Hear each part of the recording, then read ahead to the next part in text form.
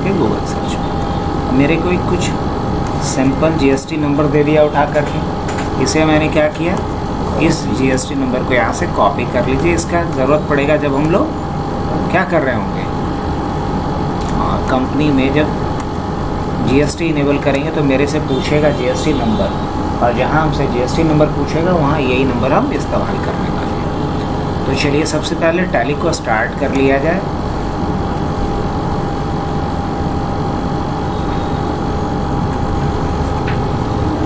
आ जाओ। टैली को स्टार्ट करने के बाद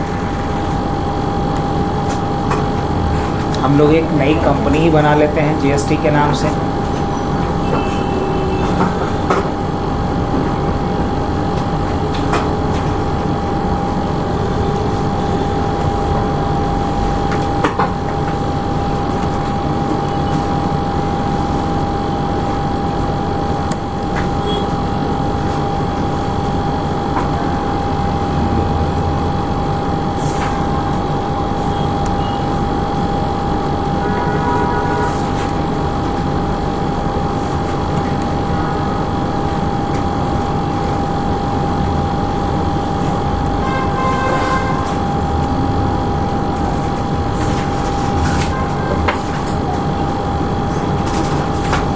हम लोग क्या करेंगे, एजुकेशनल मोड में कंटिन्यू कर लेते हैं और एक चीज़ चेक कर लेंगे। अभी कंपनी बनाने भी जाएंगे तो एक एरर थ्रो कर देगा। क्या एरर देगा, क्यों देगा, पहले भी बता चुके हैं। पहले देख लें कि आज हमारे सिस्टम का आईपी क्या है। तो सिस्टम का आईपी चेक करना पहले भी बताएं आप लोग को, फिर से देख लीजिए। तो आज अभी हमारे सिस्टम का आईपी क्या है, 1.25। और अगर यहाँ गौर से देखना टैली में तो यहाँ क्या दिखा रहा है, 1.20। तो इसे हमें चेंज करना पड़ेगा। चेंज करने के लिए हम जाएंगे स्पेसिफाई पाथ में / और अपने सिस्टम का आईपी डाल देना होगा मुझे, जो अभी के केस में मेरा क्या है 25 और TTT शायद 3 टाइम्स है ना फोल्डर का नाम।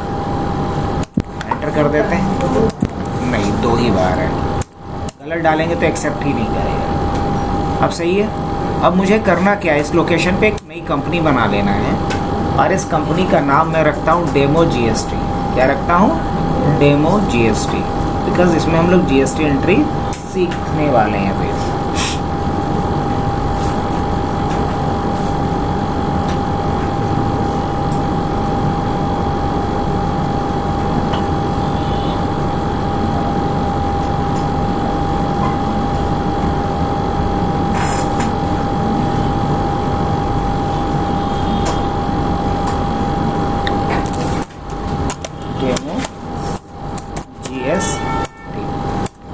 एड्रेस यहाँ पे डाल दिया जाए बोरिंग रोड पटना का, स्टेट डाल दिया जाए बिहार, पिन कोड डाल दिया जाए। अच्छा एक सवाल आ रहा है कि क्या स्टेट को हम स्किप कर सकते हैं जीएसटी की अगर एंट्री करनी है तो? जवाब है नहीं, क्योंकि कल ही हमने समझा था कि इंट्रा स्टेट ट्रांजैक्शन पे अलग जीएसटी लगेगा और इंटर स्टेट पे अलग लगेगा। इंट्रा कहने का मतलब होता है विद इन द स्टेट और इंटर कहने का मतलब होता है बिटवीन द स्टेट। अगर 2 अलग अलग स्टेट के बीच जीएसटी लग रहा है तो उसको क्या बोलेंगे, इंटर स्टेट। और अगर सेम ही स्टेट पे लग रहा है तो वहाँ क्या बोलेंगे, इंट्रा स्टेट। तो 2 तरह का, एक इंटर स्टेट और दूसरा इंट्रा स्टेट। जैसे कि अगर बिहार का कंपनी है और बिहार में ही कोई प्रोडक्ट अपना बेच रहा है तो क्या बोलेंगे, उस पर क्या अप्लाई होगा, इंट्रा स्टेट। और इंट्रा स्टेट जीएसटी के तौर पे क्या लगता है, एसजीएसटी और सीजीएसटी। लेकिन जब इंटर स्टेट सेल होता है या परचेज होता है तो उस पर क्या लगता है, आईजीएसटी। क्या लगता है उस पर, आईजीएसटी।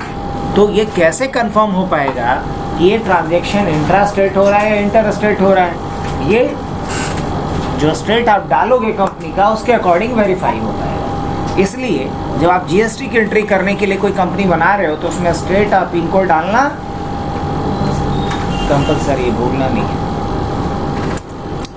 अब बाकी सारी चीज़ों को रहने दिया जाए। बुक बिगिनिंग फ्रॉम में क्या डाल दें, 1 ही अप्रैल डाल दें कि डेट बदल दें। मान लो काम हमारा स्टार्ट हो रहा है 1 अप्रैल से, नहीं, मान लो हमारा ट्रांजैक्शन स्टार्ट हो रहा हो, कौन सा मंथ चल रहा है अभी, जून ना, तो मान लो 1 जून से स्टार्ट हो रहा है तो हम 1/6 26 डाल सकते हैं? हाँ बिल्कुल डाल सकते हैं। अब ये कह रहा है इनेबल ऑडिट लॉग, तो ऑलरेडी तुम लोग भी पढ़ चुके हो, यस कर लेने में इसको कोई नुकसान नहीं बल्कि फ़ायदा है। फ़ायदा क्या है कि इस कंपनी में अगर कोई चेंजेस करेगा तो वो चेंजेस क्या होगा, ट्रैक किया जा सकता है कि ये चेंजेस किसने किया है, कब किया है। इसलिए इस ऑप्शन को क्या रखना चाहिए, यस ही रखना चाहिए। अब ये कह रहा है set Tally vault password to encrypt company data. अभी हमारा ये पर्पस तो है नहीं कि कंपनी के डेटा को इनक्रिप्ट करना है, रियल टाइम में करेंगे लेकिन अभी उतना सेंसिटिव डेटा कुछ है नहीं, इसको हम नो ही रखते हैं। अब ये कह रहा है control user access to company data. इस ऑप्शन को कब यस करना चाहिए और कब नो रखना चाहिए? अभी यस करें या नो रखें? यस कर लेना चाहिए तब जब एक ही कंपनी में अलग अलग यूज़र्स काम करेंगे। अगर मान लो कि एक कंपनी में 10 बंदे हैं काम करने वाले और 10 लोग अलग अलग तरह के रोल्स असाइन किए गए हैं, 10 का अलग अलग रोल है कंपनी के अंदर, तो उस केस में एक ही कंपनी में एक ही अकाउंट से अगर 10 बंदे लॉगिन करेंगे तो ये ट्रैक नहीं किया जा पाएगा कि कौन क्या काम किया है और वहाँ क्या हो सकता है गड़बड़, समझ सकते हो आप इस बात से। तो होना क्या चाहिए तरीके से ये होना चाहिए कि जैसे ही हम एंट्री करें किसी भी यूज़र से लॉगिन करने के बाद तो ट्रैक हो कि ये चेंजेस किसने किया, एंट्री किसने किया, डिलीट किसने किया या अल्ट्रेशन किसने किया। तो ट्रैक तभी कर पाओगे जब अलग अलग यूज़र अपना यूज़र नेम और पासवर्ड से कंपनी में लॉगिन कर सके। इसको नो रखोगे तो कोई भी बंदा आएगा, कंपनी पे क्लिक करेगा, कंपनी ओपन हो जाएगा, तो ट्रैक हो कहाँ पा रहा है कि किसने ये लॉगिन किया है। तो तरीके से इस ऑप्शन को हमेशा यस रखना चाहिए। अब बोलता है कि कंपनी का कोई तो एक एडमिनिस्ट्रेटर होगा। एडमिनिस्ट्रेटर बोला जाता है वैसे यूज़र को जिसके पास कंप्लीट प्रिविलेज होगा, मतलब जिसके पास फुल अथॉरिटी होगा, उस यूज़र को क्या बोलेंगे, एडमिनिस्ट्रेटर। तो कंपनी के अंदर एडमिनिस्ट्रेटर के रोल में कौन है, तो हमने बोला कंपनी में एडमिनिस्ट्रेटर के रोल में जो है उसका नाम है रवि। अब हमने क्या किया, रवि के लिए यहाँ पे पासवर्ड सेट कर दिया। अब ये कह रहा है इनेबल टैली ऑडिट फीचर्स। इस ऑप्शन को इनेबल करने से फ़ायदा ये होगा कि कंपनी में जो कुछ भी हम लोग ट्रांजैक्शन करेंगे उस ट्रांजैक्शन को फाइनली ऑडिट किया जाएगा, और जब ऑडिट एक बार कर दिया जाएगा उसके बाद अगर कोई चेंजेस करता है तो वो सारे चेंजेस क्या होंगे, ट्रैक होगा। तो इस ऑप्शन को भी क्या करके रखना चाहिए, यस करके रखना चाहिए।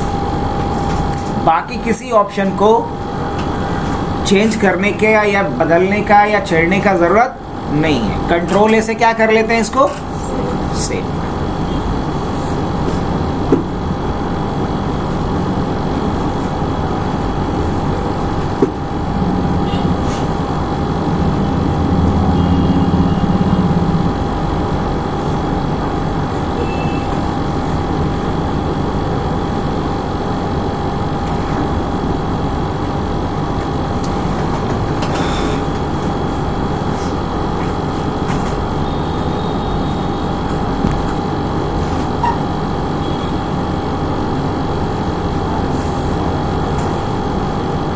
कुछ गड़बड़ दिख रहा है आप लोग को?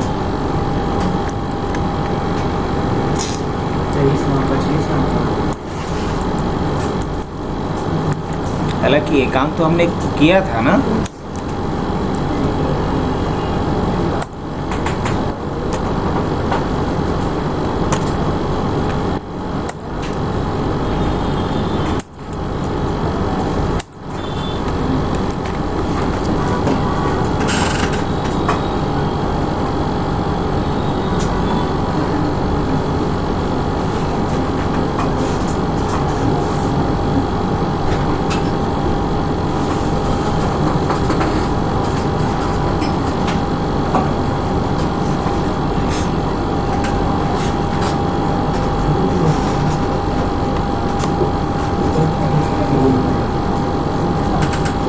क्या पूछ रहा है हमसे, यूज़र नेम पासवर्ड क्या डालते हैं यहाँ पे, रवि, और रवि के लिए पासवर्ड जो था हमने डाला। अब देखो यहाँ एक मैसेज आ रहा होगा, company created successfully.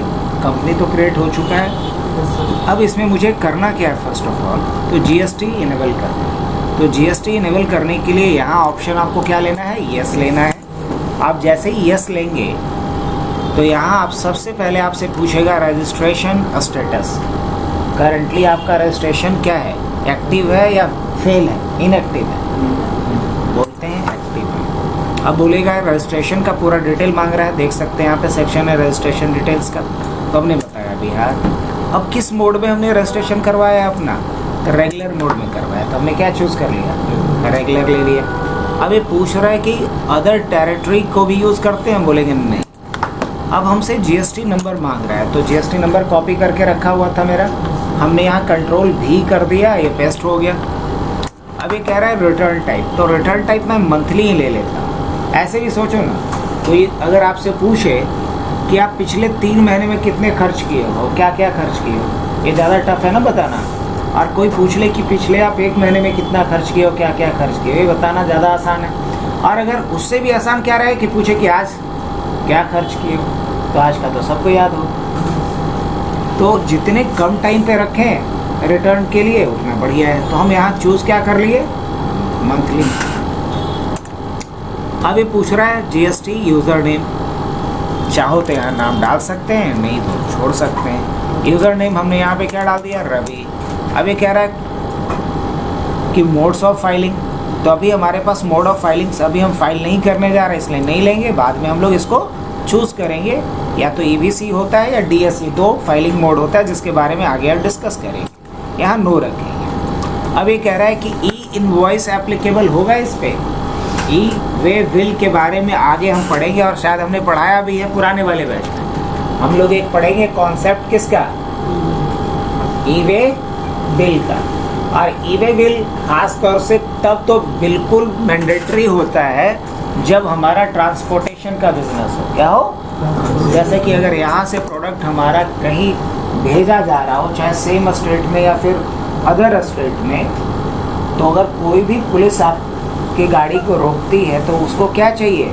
As a proof e way bill चाहिए। जब तक ई वे बिल नहीं मिलेगा, ये जो नॉर्मल आपका इनवॉइस होता है उसको वैल्यू नहीं देता है। बोलता है कि ये इनवॉइस तो कोई भी कहीं से भी प्रिंट करवा लेगा, 500,000 रुपया देगा। उसको क्या चाहिए? गवर्नमेंट पोर्टल पे जो बिल जनरेट हुआ है वो वाला बिल चाहिए। और गवर्नमेंट पोर्टल पे जो बिल जनरेट होता है वो कौन सा बिल होता है? ई वे बिल होता है। वो इसके नेक्स्ट लेवल पे देखेंगे। अभी फ़िलहाल इसको क्या रखा जाए? नो रखा जाए। अब ये कह रहा है ई वे बिल एप्लीकेबल होना चाहिए कि नहीं होना चाहिए। तरीके से तो हमने क्या बोला कि जब भी आप अपने प्रोडक्ट को ट्रांसपोर्ट करोगे, भेजोगे, या कोई प्रोडक्ट आप मंगाओगे कहीं से, तो अगर वो कोई भी ट्रांसपोर्टेशन यूज़ करो, चाहे आप बाय रोड आ रहे हो, बाय एयर आ रहे हो, है ना, आपको क्या चाहिए? ई वे बिल चाहिए ही। जहाँ पुलिस पकड़ेगी तो उसको कौन सा बिल चाहिए आपका? अब इस पर थोड़ा ये रहता है, एग्जम्पशन लिमिट होता है क्या, और वो भी अलग अलग स्टेट में अलग अलग होता है। खासतौर से मान लो जो सेंसिटिव जोन है, जैसे कि जम्मू कश्मीर हो गया या पंजाब वगैरह का जो पाकिस्तान से सटा हुआ इलाका हो गया, उधर कोई एग्जम्पशन लिमिट नहीं है क्योंकि एरिया बहुत सेंसिटिव है। अगर बिहार के हिसाब से देखें तो यहाँ 50,000 तक का एग्जम्पशन लिमिट होता है। मतलब 50,000 वैल्यू का अगर हमको कोई भी प्रोडक्ट अपने स्टेट के अंदर भेज रहे हैं, मतलब पटना से मान लो मुजफ्फरपुर जा रहा है, तो उसके लिए ई वे बिल का ज़रूरत नहीं है। लेकिन अगर 50,000 1 रुपये का भी प्रोडक्ट है तो उस पर क्या चाहिए? उसको ई वे बिल चाहिए। अगर वही मान लो कि यहाँ से कोई प्रोडक्ट बनारस भेजा जा रहा है, तो बनारस तो सेम स्टेट में नहीं आ रहा है, तो अदर स्टेट में आ रहा है। तो अदर स्टेट के लिए, बिहार के लिए एग्जम्पशन लिमिट दिया गया है 1 लाख का। 1 लाख रुपये तक का अगर कोई प्रोडक्ट बिहार से, मतलब पटना से मान लो कहाँ भेजा जा रहा है? बनारस, तो उस पर ई वे बिल का ज़रूरत नहीं पड़ेगा। मतलब ई वे बिल के बिना आप ले जा सकते हो। लेकिन अगर आपने 1 लाख 1 रुपये का भी प्रोडक्ट ट्रांसपोर्ट कर रहे हो तो बिना ई वे बिल का नहीं पॉसिबल है। आप आपका सारा जो माल है वो भी गवर्नमेंट जब्त करेगी, उल्टा फाइन भी करेगी। ये सेक्शन लगा करके कि ये अवैध तस्करी किया जा रहा है, जबकि वो आपका लीगल प्रोडक्ट है। फिर तो ई वे बिल का क्या इंपॉर्टेंट रोल है तो समझ में आ गया होगा इतनी सारी बातों से। अब मुझे ये सीखना है, आप कहीं भी अगर काम कर रहे हो और आपकी कंपनी में प्रोडक्शन जो हो रहा है उसको कहीं भी अगर उस माल को भेजना होता है या बाहर से रॉ मटेरियल मंगाना होता है, तो आपको टैली पे सारा काम करना है, तो आपको ई वे बिल जनरेट करना नेसेसरी आना चाहिए। अगर नहीं आता है तो फिर आप टैली में पूरा काम नहीं कर पाइए, क्योंकि जब माल ही फंस जाएगा आने में या माल भेजने में, तो फिर आपका काम ही क्या रहेगा। यहाँ से क्या करना चाहिए, यस रख लेते हैं। अभी पूछ रहा है एप्लीकेबल किस डेट से रहेगा, तो जो हमारा बुक बिगिनिंग फ्रॉम है उसी दिन से रखेंगे। अभी कह रहा है एप्लीकेबल फॉर क्या है, इंट्रा स्टेट ना, तो क्या बोलेंगे, हाँ इंट्रा स्टेट का मतलब समझते हैं ना। इंट्रा स्टेट मतलब विद इन द स्टेट और इंटर स्टेट मतलब बिटवीन द स्टेट। तो यहाँ क्या रख लेंगे, यस, और क्या कर लेते हैं इसको, एक्सेप्ट। अभी फिर मेरे से अगली लाइन में पूछ रहा है set alter common GST rate and other details.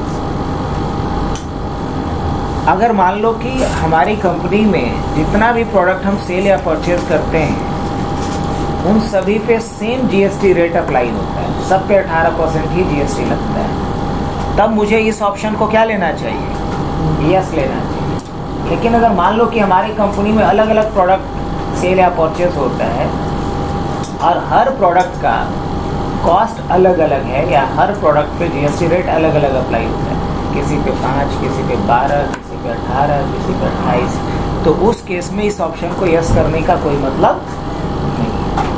चलो फिर भी देख लेते हैं, इस ऑप्शन को हम यस करते हैं। अब देखो मेरे से कुछ सवाल पूछेगा। पहला सवाल पूछ रहा होगा HSN code, HSN/SAC code.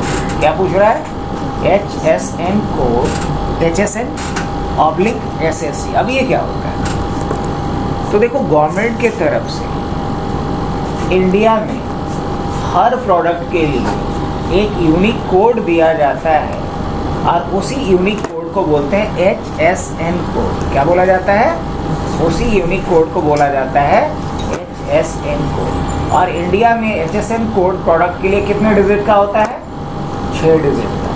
Other country में ये अलग होता है, लेकिन इंडिया में HSN कोड कितने डिजिट का होता है, 6 डिजिट का होता है, ठीक है। और ये हर प्रोडक्ट के लिए क्या होता है, अलग। अब जैसे कि मान लो कि ये हमारे पास रिमोट है, अगर ये रिमोट कंपनी मैन्युफैक्चर कर रही है, बना रही है, तो इस रिमोट के लिए कोड मिला होगा उसको कहाँ से, GSTN से। GSTN कहने का मतलब होता है GST नेटवर्क, तो उससे इसको एक कोड मिला होगा और उसी कोड 6 डिजिट कोड को क्या बोला जाएगा, HSN कोड।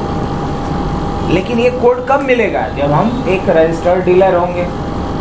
तो अभी तो मुझे सारा काम प्रॉक्सी करना है, एज ए रजिस्टर्ड डीलर तो आप काम कर नहीं रहे हो। और अगर एज ए रजिस्टर्ड डीलर आप काम करोगे तो जो आप एंट्री दिखाओगे उस पर आपको GST देना पड़ेगा।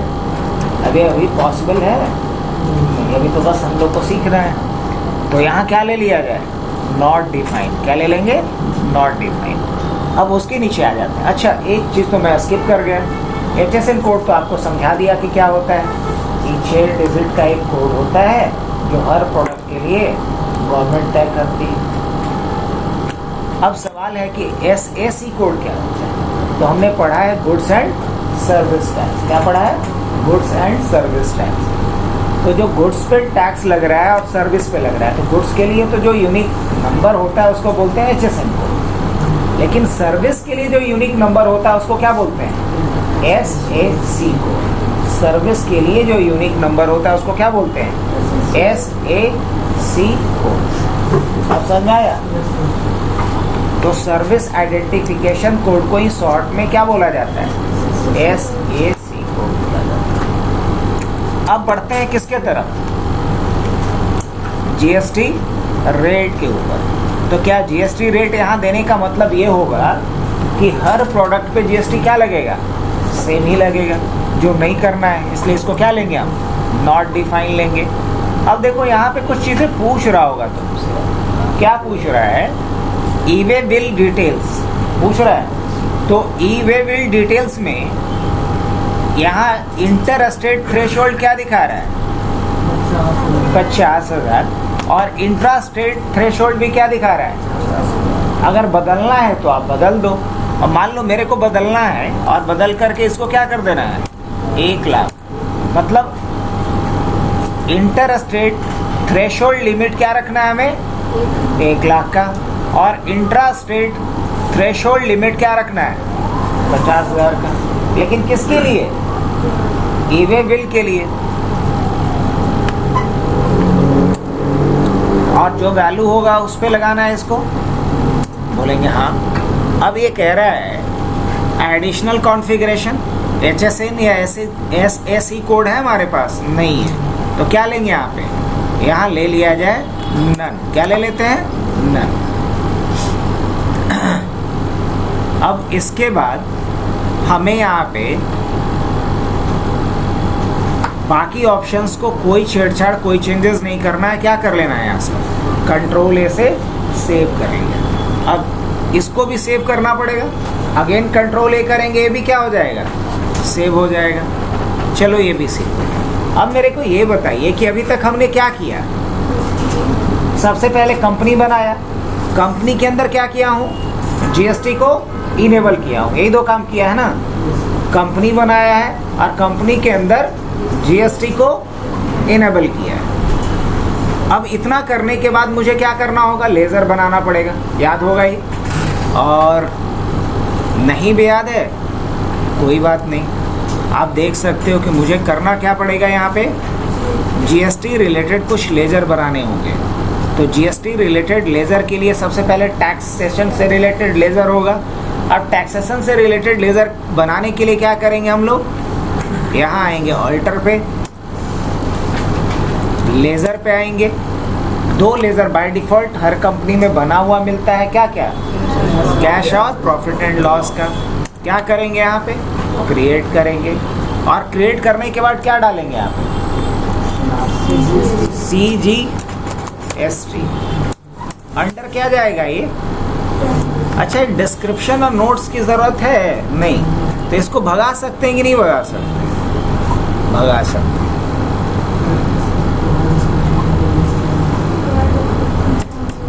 क्या कर दिया जाए यहाँ पे, नोट्स को भी क्या कर देंगे, यस कर देंगे। कंट्रोल ए से सेव कर देंगे। कुछ समझ में आया। अगर लगता है कि कोई फालतू पैरामीटर, फालतू ऑप्शंस आपको बार बार प्रॉम्प्ट कर रहा है, आप चाहते हो कि वो प्रॉम्प्ट ना करे, तो आप उसको क्या कर सकते हो, वहीं रहते हुए F12 बटन दबाओ और उन एडिशनल फीचर्स को भी क्या कर लो, स्टॉप कर लो। तो मैंने क्या किया, समझ में आया सबको। अंडर क्या चूज करेंगे, CGST अंडर क्या जाएगा, किस ग्रुप के अंदर CGST का लेजर बनेगा, ड्यूटीज एंड टैक्स के। तो हमने यहाँ ड्यूटीज एंड टैक्स को सेलेक्ट कर लिया। अब जैसे ही ड्यूटीज एंड टैक्स सेलेक्ट किया तो क्या पूछ रहा है मेरे से, type of duty and tax. तो ये किस में आएगा, अदर में आएगा कि जीएसटी में आएगा, जीएसटी में आएगा। तो क्या चूज कर लेंगे यहाँ पे, जीएसटी। और जैसे ही जीएसटी सेलेक्ट किए तो क्या पूछ रहा है मेरे से, टैक्स टाइप। क्या पूछ रहा है, टैक्स टाइप। जीएसटी में भी क्या पूछ रहा है,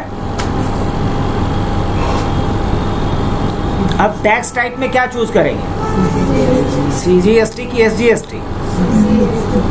तो यहाँ चूज करेंगे CGST। अब ये पूछेगा परसेंटेज ऑफ कैलकुलेशन, मतलब CGST कितना परसेंट लगेगा।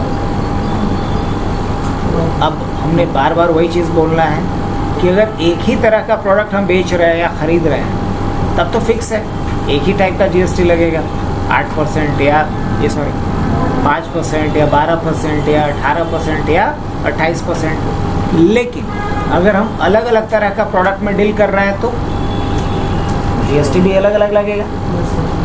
तो यहाँ बाय डिफ़ॉल्ट 0 रहने देते हैं, क्योंकि GST हम किसके बेसिस पे डिफाइन करेंगे, प्रोडक्ट के बेसिस पे। तो इसलिए इसको क्या रखें हम, 0 रखें। अब ये कह रहा है राउंडिंग मेथड। राउंडिंग मेथड का मतलब ये होता है कि अगर मान लो जो हमारा प्रोडक्ट आएगा, कॉस्ट आएगा, जैसे कि आया 40 रुपया 96 पैसे, तो उसको 41 रुपया कर दिया जाए,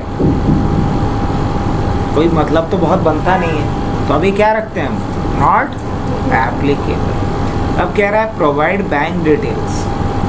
अगर बैंक डिटेल्स आप देना चाह रहे हैं तो यहाँ यस करेंगे, नहीं देना चाह रहे हैं तो क्या करेंगे आप, अब इसके बाद एक्सेप्ट कर लेंगे इसको। तो हमने एक लेज़र अभी बनाया है सिर्फ किसका, अब एक बनाते हैं हम किसका, अंडर क्या जाएगा ये, ड्यूटीज एंड टैक्स, और इसमें क्या जाएगा, जीएसटी। उसके बाद किस में जाएगा ये, एसजी, कंट्रोल ए कर लें। अब इसके बाद क्या बनाएंगे, आईजी एसटी का, अंडर क्या जाएगा, ड्यूटीज एंड टैक्स, यहाँ भी क्या लेंगे, जीएसटी।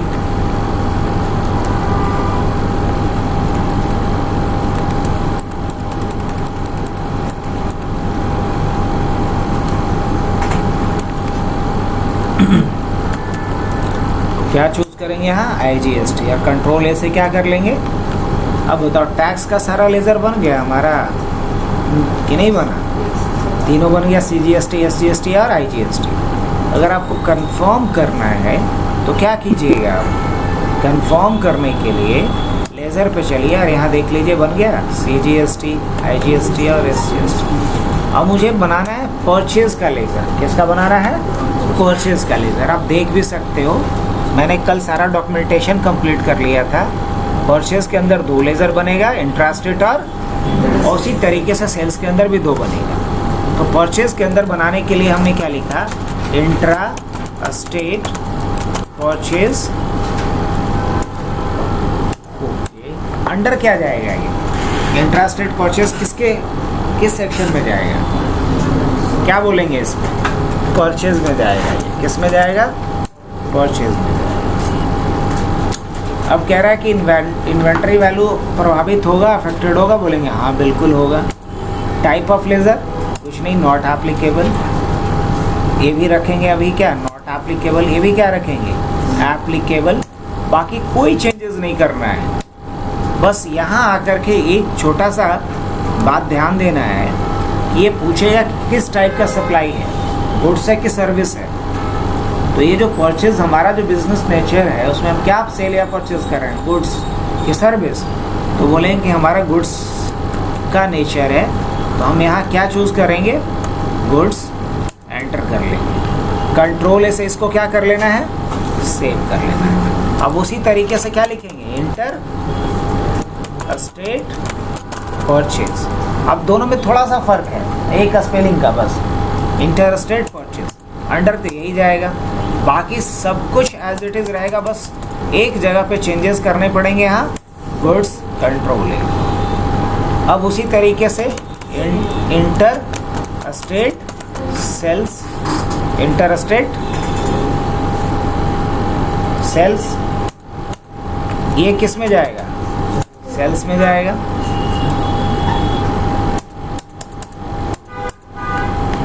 यहाँ क्या लेंगे, गुड्स। उसके बाद क्या लेंगे, इंट्रा स्टेट सेल्स।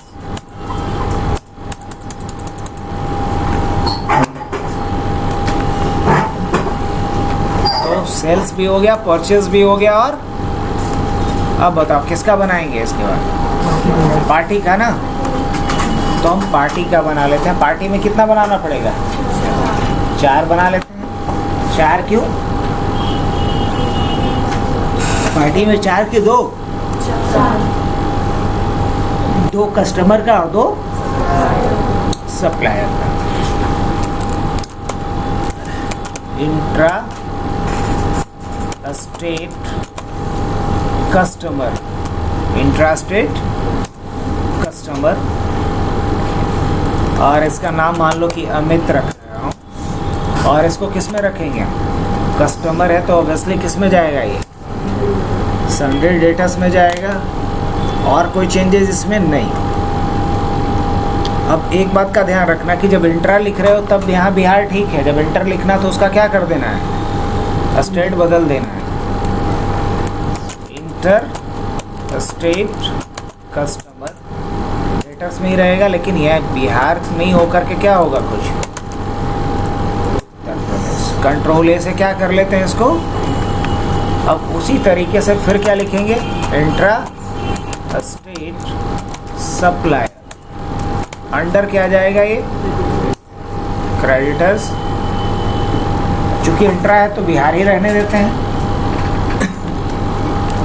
अब क्या लिखेंगे, इंटर स्टेट सप्लायर, क्रेडिटर रहेगा। चलो इसको भी उत्तर प्रदेश का ही बना देते हैं, कंट्रोल। तो बताओ पार्टी का भी बन गया। हाँ, इस चीज़ को चेक कर लेते हैं कितना लेज़र हमारा कंप्लीट हो चुका है।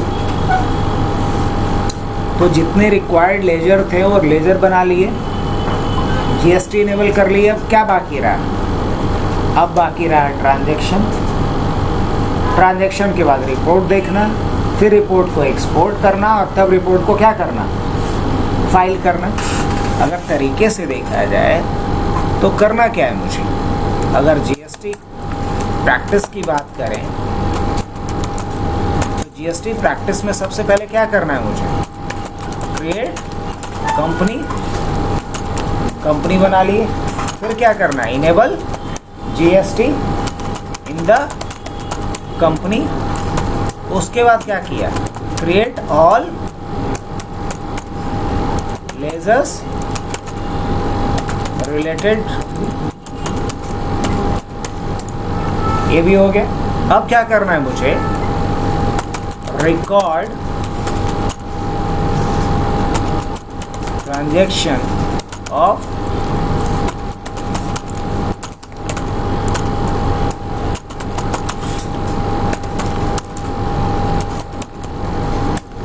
अब सेल्स परचेज की एंट्री करनी है जीएसटी के साथ। उसके बाद क्या करना है, व्यू रिपोर्ट्स ऑफ जीएसटी।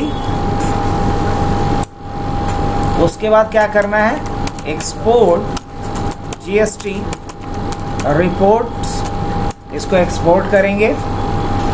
और उसके बाद फिर क्या करेंगे,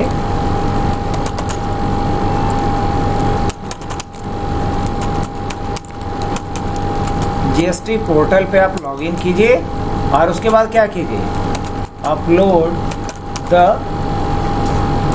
जीएसटी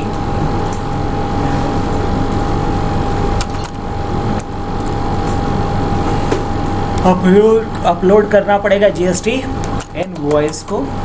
ये कितने स्टेप्स में काम होना है, 8 स्टेप में। अब देखो कहाँ तक हमने कर चुका अभी तक, ये बताओ। जहाँ तक कर लिए उसको देख लो और क्या बाकी है उसको देख लेना है। शुरू किया जाए। ये इसलिए मैंने लिख दिया ताकि आपको आइडिया होना चाहिए कि आपको स्टार्ट कहाँ करना है, एंड कहाँ करना है। क्योंकि बहुत लोगों को लगता है कि जीएसटी में हमारा ये नहीं आता है, वो छूट गया, या क्या सीखे, कितना बाकी है, ये कंफ्यूजन सबसे ज़्यादा रहता है। हाँ, अगर हमारे पास एक पूरा रोड मैप है तो ये कंफ्यूजन नहीं रहेगा कि क्या हमारा छूटा है, क्या बाकी है। तो देखो इसमें हमने अभी तक क्या कुछ किया, कंपनी बना लिया, इनेबल कर लिया, हाँ ये भी कर लिए। फिर क्या किए, ऑल लेजर्स बना चुके, हाँ बना चुके। अब क्या करना है मुझे, ट्रांजैक्शन रिकॉर्ड करना है, मतलब पॉइंट नंबर 4 से शुरू करें।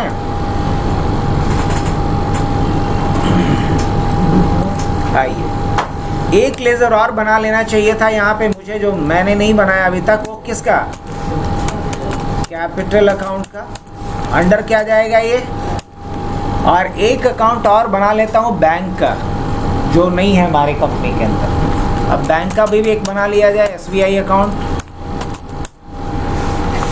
अंडर क्या जाएगा, बैंक अकाउंट।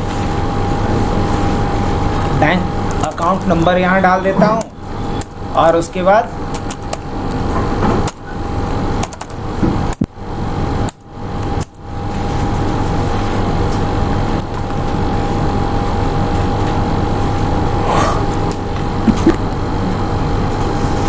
लेज़र का काम हो गया अपना कंप्लीट। अब हम लोगों को करना क्या है, ट्रांजैक्शन को रिकॉर्ड करना है, वही था ना, record transaction of sales and purchase. तो पहले हम कुछ क्या कर लेते हैं, परचेज करते हैं, फिर उसको क्या करेंगे, सेल करेंगे। तो इसके लिए आ जाते हैं वाउचर्स पे। लेकिन वाउचर्स में जाने के पहले एक काम और करना ज़्यादा अच्छा रहेगा। वो क्या अच्छा रहेगा, वो रहेगा कि आप स्टॉक आइटम बना लो। बनाए अभी तक क्या, नहीं बनाए। तो लेज़र बनाने के बाद उसके बाद क्या कर लो, क्रिएट यूनिट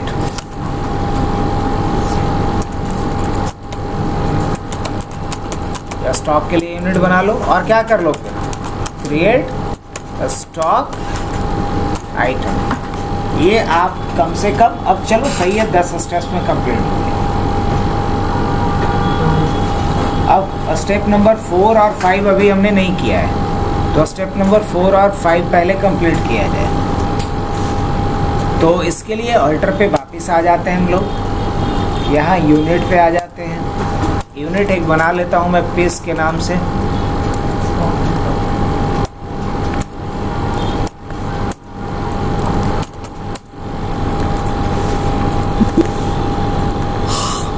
अब आइटम की तरफ आ जाएंगे। अब मान लो हम 3 तरह का आइटम लेते हैं जानबूझ करके, ये बात कंफर्म करने के लिए, हालांकि बाद में भी बता सकते थे कि एक प्रोडक्ट पे हम 12% जीएसटी लगाएंगे, एक प्रोडक्ट पे 18% लगेगा और एक पे 28% लगेगा। कैसा रहेगा, ठीक है। 3 तरह का जीएसटी एक ही बिल पे लगाने वाले हैं इस बार हम लोग। तो एक बनाता हूँ मैं एसी का, और प्राइमरी में जाएगा, यूनिट पीसेज में ही गया। अब ये कह रहा है मेरे से सेट BOM, सेट BOM के बारे में हम लोग पढ़े हैं, बिल ऑफ मटेरियल्स। अगर ऐसा होता है कि हम अलग अलग कंपोनेंट लाते हैं और असेंबल करते हैं कैसी, तो हम ज़रूर BOM लेते हैं, बट ऐसा तो है नहीं। तो यहाँ क्या रखेंगे, नो। अभी कह रहा है स्टैंडर्ड रेट सेट करना, बोलेंगे नहीं करना है अभी, नो। अब आगे बढ़ते जाते हैं, HSN कोड मांगेगा, अगर रहेगा तो यहाँ पे जाके डाल देना, नहीं कोड है तो अभी हम क्या कर रहे हैं, एज पर कंपनी या स्टॉक ग्रुप के मेथड डाल के आगे बढ़ जाएंगे। यहाँ डालेंगे हम GST rate and related details, ये डालना पड़ेगा। तो क्या लेंगे यहाँ, स्पेसिफाइड डिटेल्स हियर। अब एक बोलेगा कि ये जो AC होगा वो टैक्सेबल है या नहीं है, तो क्या बोलेंगे, टैक्सेबल है, तो यहाँ टैक्सेबल लेंगे। बोलेगा GST रेट कितना होगा, तो AC चूंकि लग्जरी के लिए है तो क्या लगा देते हैं इसमें, 28%। अब इसे क्या कर लिया जाए, कंट्रोल A से। अब आगे बढ़ते हैं इसके बाद, तो AC के बाद हम लेते हैं यहाँ पे लैपटॉप। अब लैपटॉप प्राइमरी में जाएगा, पीसेस, नो, और यहाँ क्या लेना चाहिए, टैक्सेबल। इस पे कितना परसेंट लगेगा, 18%। कंट्रोल A से क्या कर लेते हैं इसको, तो AC हो गया, लैपटॉप हो गया। अब हम बात करते हैं डेस्कटॉप का। किसकी बात करते हैं, डेस्कटॉप का। अब डेस्कटॉप भी प्राइमरी में जाएगा, पीसेज में जाएगा। यहाँ क्या लेना चाहिए, स्पेसिफाइड, क्या लेना चाहिए, टैक्सेबल, कितना % टैक्स लगेगा इस पे, तो डेस्कटॉप पे मान लो 12% लगेगा। कितना लगेगा,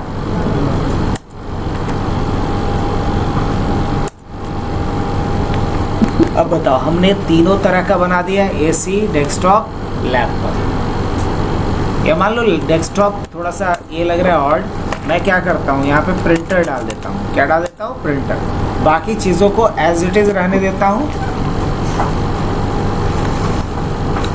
तो बताओ कहाँ तक का जर्नी कंप्लीट हुआ अपना, हमने स्टॉक आइटम तक बना लिया। मुझे क्या करना है, ट्रांजैक्शन रिकॉर्ड करना है।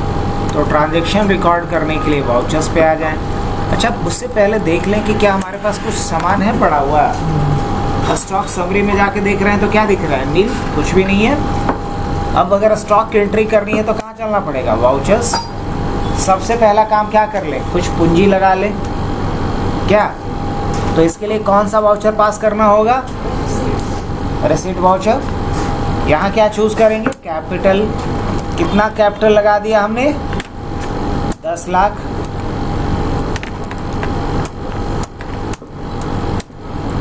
कैपिटल लगा दिया एज अ कैश। एक्सेप्ट कर लें। पेज अप से जाके देख सकते हो पुराने ट्रांजैक्शन को।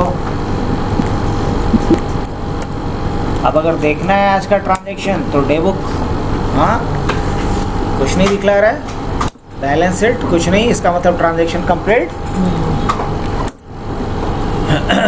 कैपिटल कितना सोचे थे? 10 लाख। और यहाँ क्या लेंगे? कैश। Control A, accept. अब अगर हम दोबारा देखना चाहें कि हमारे पास कैश कितना है, शॉर्टकट बताए थे, और क्या करेंगे यहाँ पे? कैश। तो कैश कितना मेरे पास है?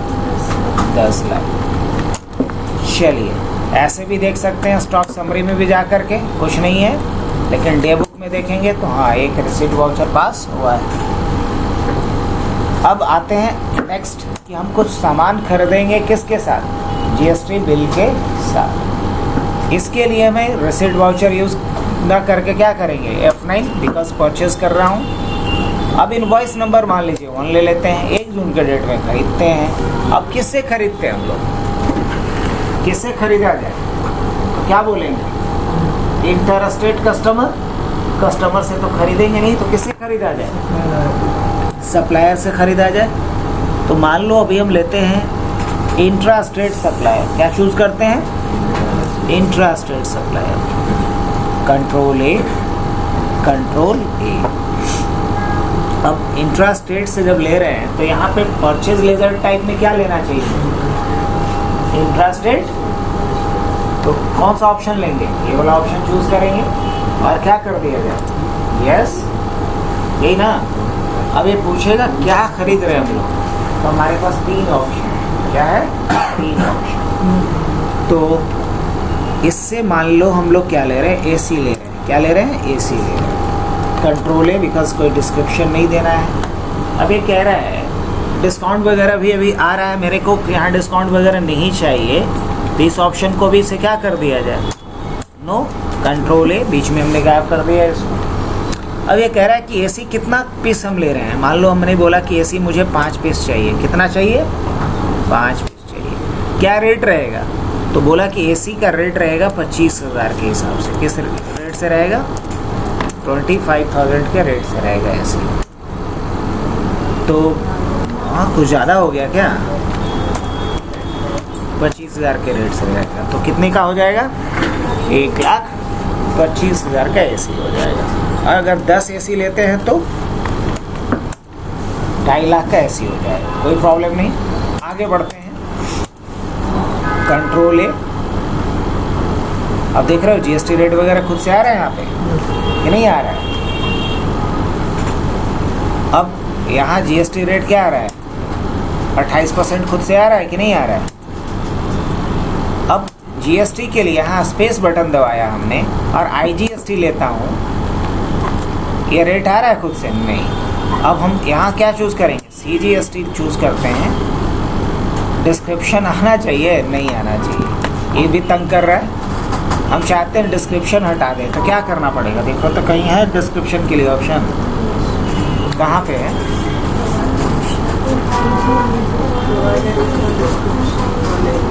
कहाँ पे है?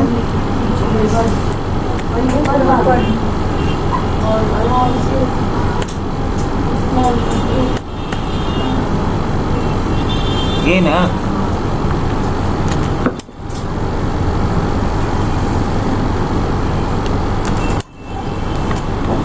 अब ये बार बार जो पूछ रहा है ज़रा समझना इस बात को। अगर मैंने आईजीएसटी लिया तो खुद से रेट क्यों नहीं आ रहा है?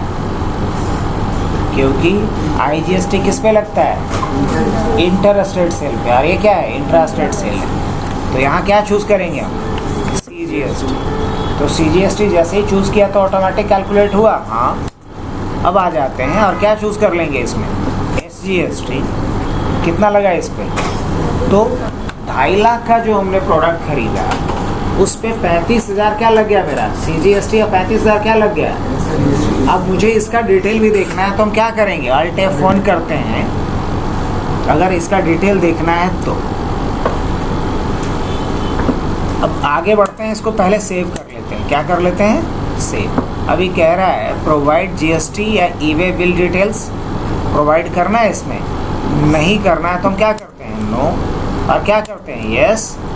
ये नया परचेज है तो बोलेंगे यस। New reference. कब पैसा देना है वो डेट बता सकते हो, अगर आज ही देना है तो बताने की ज़रूरत नहीं है। एक्सेप्ट कर लिया जाए, यस।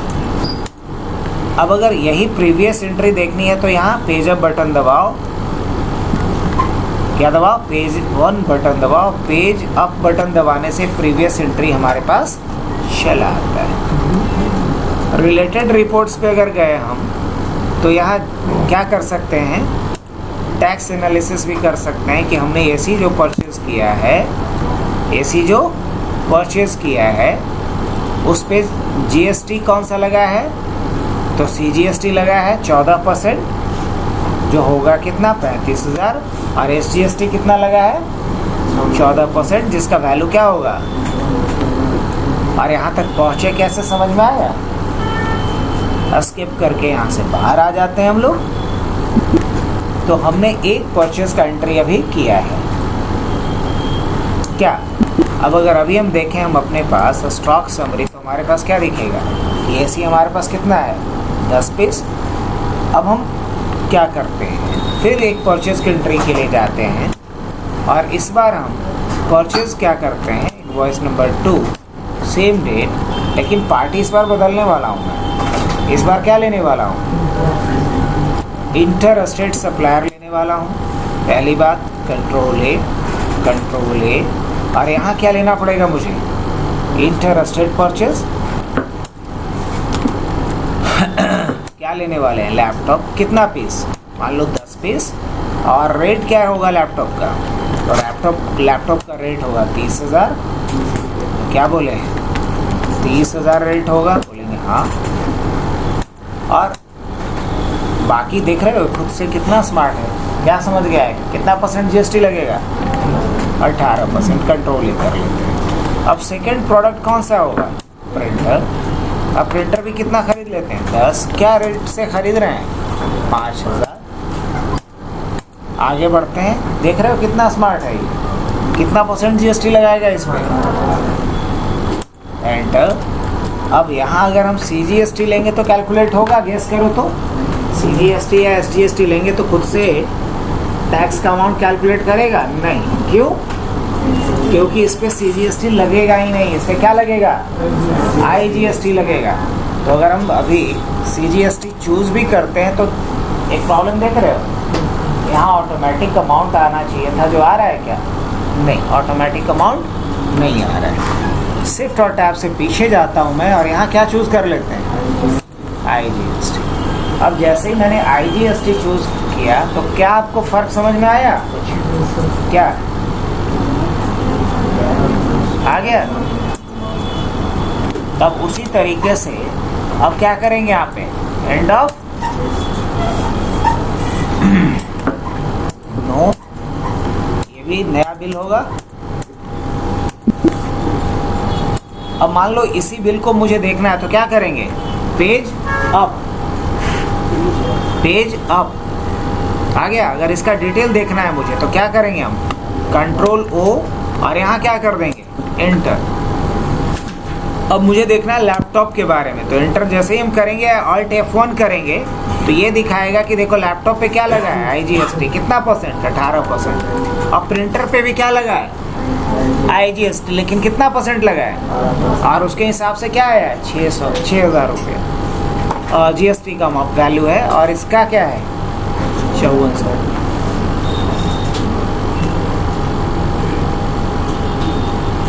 सही कैलकुलेट कर रहा है क्योंकि 60,000 था ना, 60,000 था नहीं,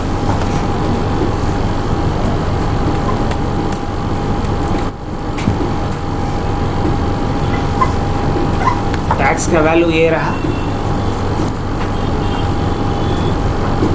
अब 60,000 कैसे, तो 54,000 एक पे और 6,000 एक पे। 54,000 किस पे लगा है, इसका इस पे लगा है। 3 लाख का था तो सही तो है। कंट्रोल ए या फिर एस्केप करके भी पीछे जा सकते हैं, क्योंकि एंट्री तो आपने कर ही रखा था। अब डे बुक पे जाते हैं तो कितनी एंट्री दिखलाएगा, 2, एक कैपिटल का, एक इंट्रास्टेट सप्लायर्स का और एक इंटरस्टेट सप्लायर्स का, यही ना। अब मुझे क्या करना है इसके बाद, अब मुझे परचेज तो कर लिया, हमें सेल करना है। क्या करना है, सेल करना है। तो सेल की एंट्री के लिए हम आ जाते हैं वाउचर्स पे, F8 प्रेस करते हैं, यहाँ पे 1 पे गए, पार्टी पूछेगा क्या चूज कर लिया जाए, इंट्रास्टेट कस्टमर। इंट्रास्टेट कस्टमर हमने चूज किया।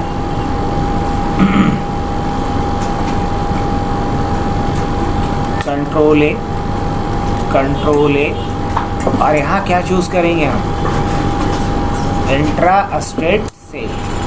और क्या बेच रहा हूँ मैं, मान लो मैं बेच रहा हूँ इसको लैपटॉप। क्या बेच रहा हूँ, लैपटॉप। कितना, हमने बोला 5। क्या रेट रहेगा, तो मैंने बोला कि रेट इसका होगा, कैसे लिए थे, 25 का।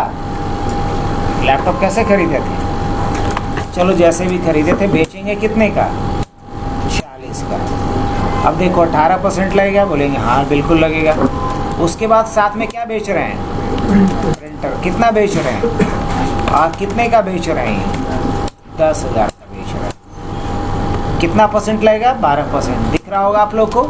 अच्छा, जो इंट्रास्ट रेट कर रहे हैं तो इस पे IGST लगेगा क्या, अब इस पे क्या लगेगा, CGST। क्या खुद से कैलकुलेट कर लिया, कितना, 21,000। फिर आ जाते हैं क्या लगेगा इस पे, कितना, सेम अमाउंट। क्या लेंगे यहाँ पे, no, accept, new reference, accept कर लो इसको। अब ये कह रहा है कि क्या आपको ईवे बिल जनरेट करना है, अभी करना है तो यस, और नहीं करना है तो क्या करेंगे, ऑलराइट। ये तो हो गया। अब मुझे एक और सेल की एंट्री करनी है। पार्टी क्या होगा, इंटरस्टेट ना, इंटरस्टेट कस्टमर। अब इंटरस्टेट कस्टमर के लिए क्या चूज करेंगे यहाँ पे, इंटरस्टेट सेल। क्या बेच देते हैं इसको, मान लो AC बेच देते हैं। AC कितना, 5। क्वांटिटी तो ठीक है, रेट क्या रहेगा, रेट होगा इसका 40,000, 28%। हाँ बिल्कुल सही।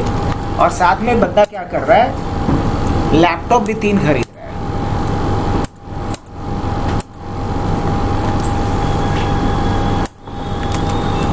यहाँ क्या चूज करेंगे, CGST कैलकुलेट होगा, नहीं। क्यों नहीं कैलकुलेट हुआ, क्योंकि इस पे क्या लगेगा, IGST।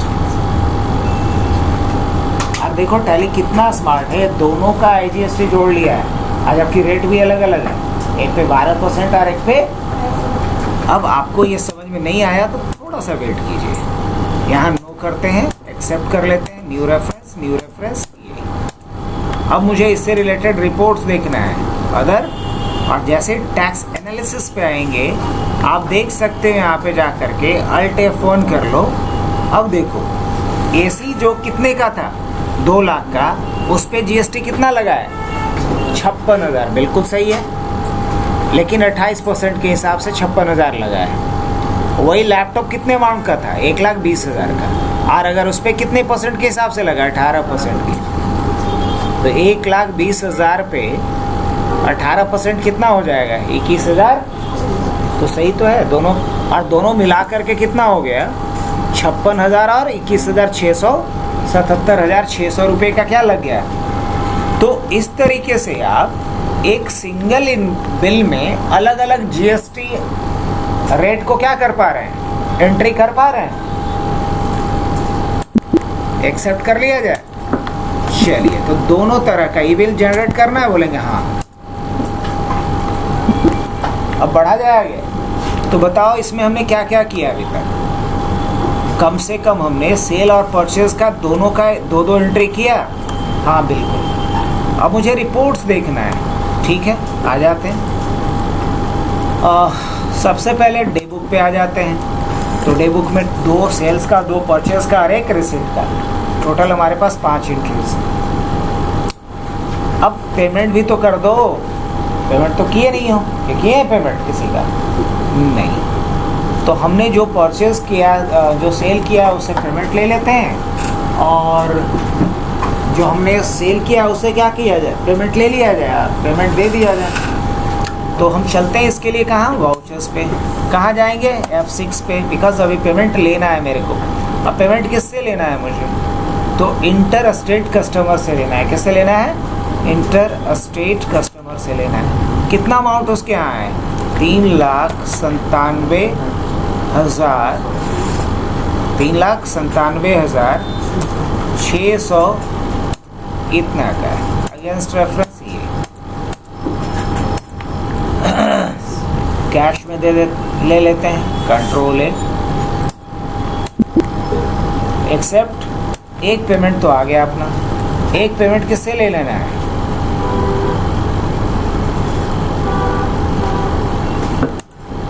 इसके यहाँ कितना बकाया है अपना, 2,92,000।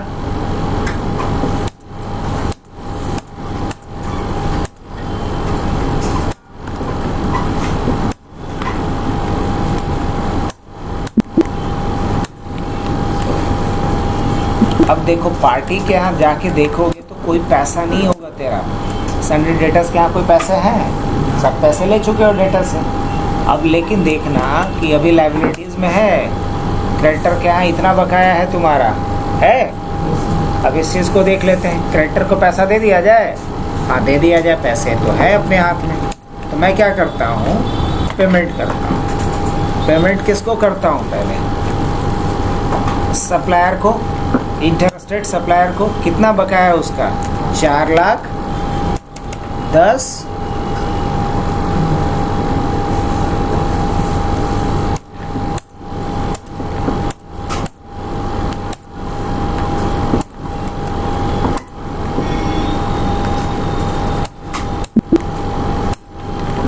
अब अगर हम जा कर के देखेंगे यहाँ बैलेंस शीट में, तो करंट लायबिलिटीज घट गया कि उतना ही है, घट चुका है। अब दोबारा वाउचर्स पे चलते हैं हम लोग, और क्या चूज़ करेंगे यहाँ पे, पेमेंट कर देते हैं। किसको इस बार कर देते हैं, इंट्रास्टेट सप्लायर को। इसका कितना बकाया है, 3,20,000।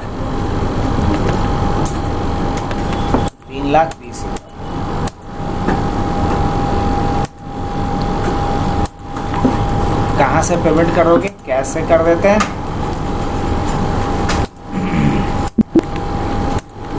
अब देखो हमने सारी एंट्री कर दिया। अगर दोबारा से मैं जाकर के चेक करूं तो करंट लायबिलिटीज़ भी क्या हो चुका है, ख़त्म।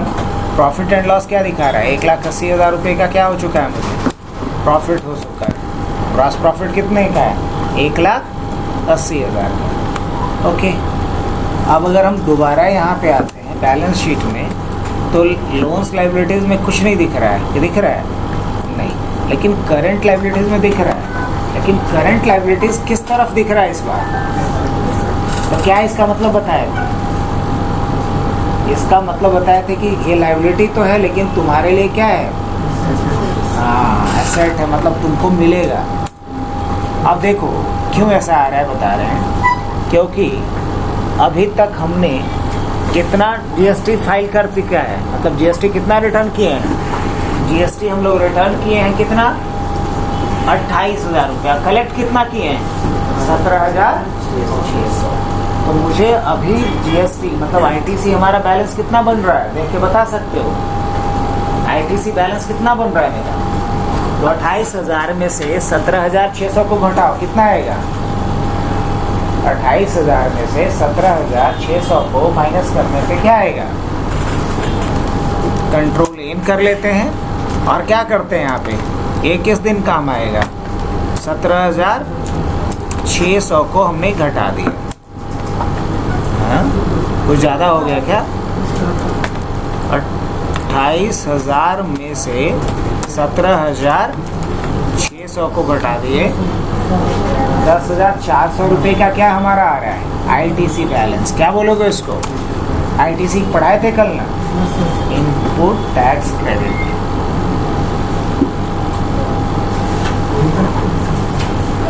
अब आप इसको देख भी सकते हो। हमने क्या किया, Alt F1 किया इसका डिटेल देखने के लिए। तो देख, हमारा CGST कितना गया है टोटल अभी तक?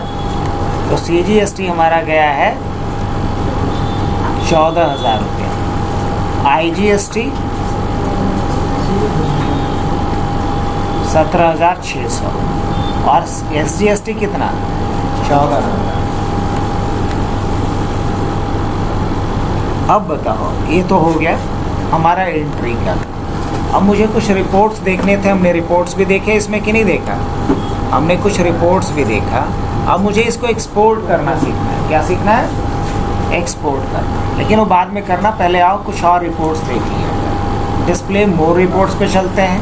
उससे पहले डे बुक पे आ जाते हैं, देख लेते हैं कि हमने कितने सारे एंट्रीज अभी तक किए हैं। तो टोटल हमने ये सारे वाउचर्स अभी एंट्री किया है। अब मुझे अगर जीएसटी से रिलेटेड और कोई डीपली रिपोर्ट देखना है, जैसे GSTR1 के बारे में सुना था ना, GSTR3B के बारे में सुना था ना, वो देखना है मुझे और उसी को एक्सपोर्ट करना है।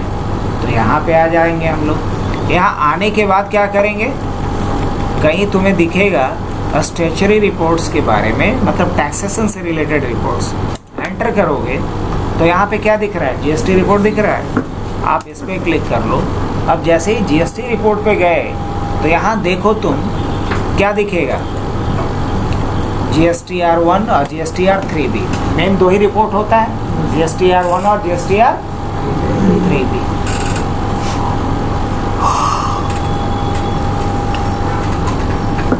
GSTR1 पे अगर आते हो तो यहाँ आपको दिख रहा होगा अलग अलग डॉक्यूमेंट समरी कितना है, 13। यहाँ अगर देखा जाए तो टोटल ट्रांजैक्शन कितना किया है, टोटल वाउचर्स कितना है, 9। अब क्या क्या वाउचर किए हो यहाँ पे देख सकते हो। पेमेंट के लिए किए हो, हाँ किए हैं। और परचेस किए हो, हाँ किए हैं। रिसीट किए हैं, हाँ किए हैं। सेल्स किए हैं, हाँ किए हैं। Total 9 entry. अब यहाँ अगर हम आकर के देखें तो जून मंथ में एंट्री हुआ, देखो तो यही था क्या, जो एंट्री आपने किया वो यहाँ से देख सकते हो। और अगर इसका डिटेल देखना है तो हर जगह डिटेल देखने का शॉर्टकट होता है Alt F1। क्या होता है? अब यहाँ से देख सकते हो कि इंट्रा स्टेट कस्टमर्स को जो मैंने सेल किया है वो कितने वैल्यू का किया है, 2.5 लाख का, जिसमें CGST कितना लगा है, 21,000। SGST कितना लगा है, 21,000। वही हमने इंटर स्टेट जो किया है कस्टमर्स को सेल्स, वो 3,20,000 का, उस पर IGST कितना लगा है, 77,000।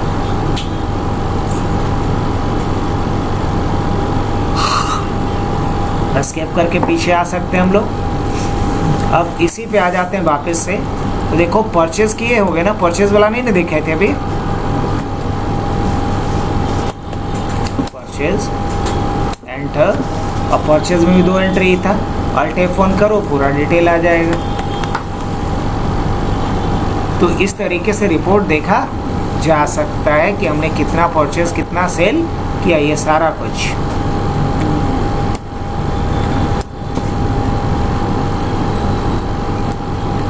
GSTR3B में आते हो तो यहाँ भी वही एंट्री दिखलाएगा।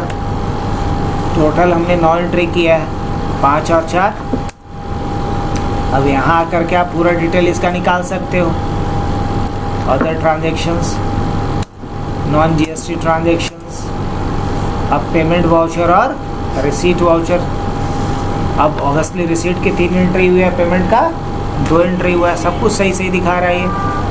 यहाँ आते हैं हम लोग 4 पे, तो देख सकते हो यहाँ इससे रिलेटेड ट्रांजेक्शन्स कितना है, 4।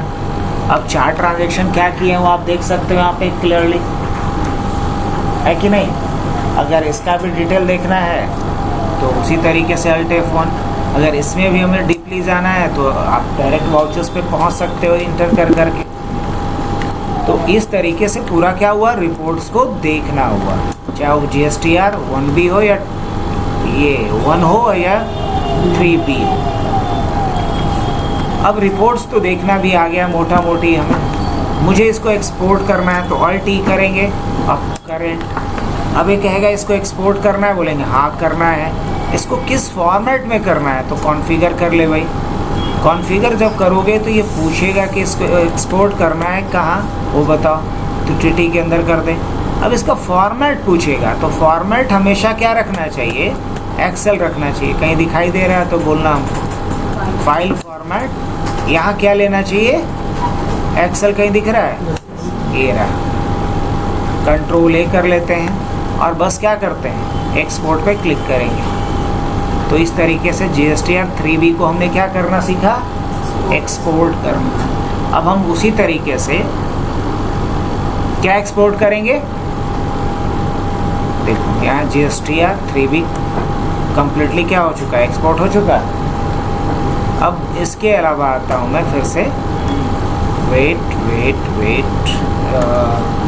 पीछे आते हैं, GSTR 1 पे आ जाते हैं, यहाँ 9 पे गए हम, और यहाँ से जो भी एक्सपोर्ट करना है मेरे को, जैसे कि परचेज पे मैंने करा, एंटर कंट्रोल F1, मान लो मुझे इसी को एक्सपोर्ट करना है ना। जैसे एक्सपोर्ट करने के लिए मैंने क्या करा, Alt E किया, करंट पे गया, एक्सपोर्ट कर देना है इसको, बोलेंगे हाँ कर देंगे। तो मैंने इसको क्या कर दिया, यहाँ से एक्सपोर्ट कर दिया।